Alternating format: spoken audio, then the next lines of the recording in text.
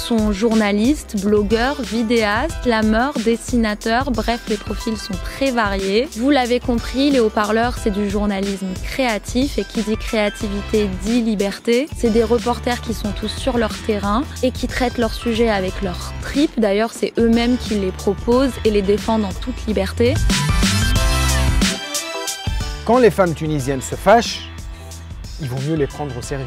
7 ans après avoir provoqué l'étincelle qui a déclenché le fameux printemps arabe, la Tunisie rejette un pavé dans la mare. Le cyberharcèlement peut avoir aussi des conséquences très graves. Il risque de dissuader les Algériennes de s'afficher sur Internet. Ça ne se fait pas, une femme qui vit seule en Algérie. On vit soit avec sa famille, soit avec son mari, mais pas seule. Ça vous dérange pas de louer pour une femme? Vous êtes célibataire? Oui, je suis célibataire.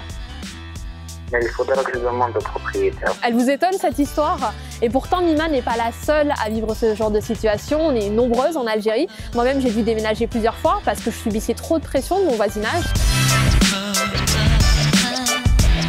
En Algérie, toute ma génération a grandi sans salle de cinéma.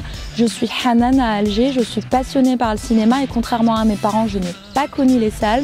Je vais vous raconter comment des jeunes, cinéastes et spectateurs résistent à l'absence des salles ici. Aujourd'hui, les clips de Clyde BBJ sont regardés par des dizaines de millions sur YouTube.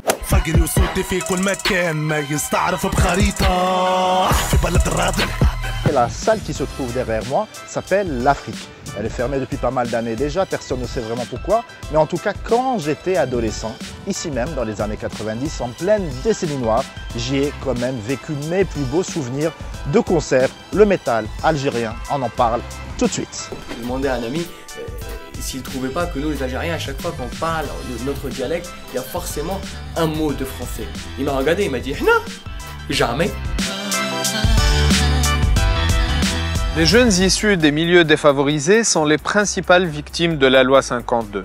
D'ailleurs, les statistiques sont alarmantes. 7500 personnes ont été poursuivies en justice en vertu de cette loi, dont 5200 personnes qui ont été condamnées et incarcérées. Et oui, ici, comme dans beaucoup d'autres pays, des villageois peuvent mourir de piqûres de serpents.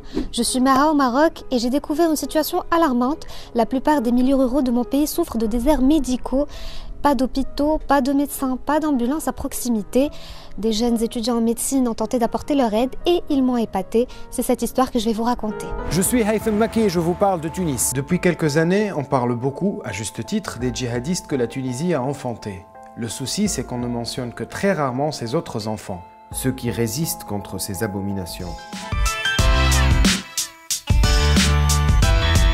Saviez-vous qu'en tant que consommateur, vous avez du pouvoir? Beaucoup de Marocains ont décidé de boycotter des produits laitiers, d'eau et d'essence.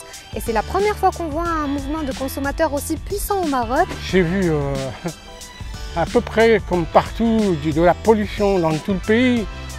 Et il a fallu que j'agisse parce que je n'ai jamais accepté de voir des déchets dans la nature.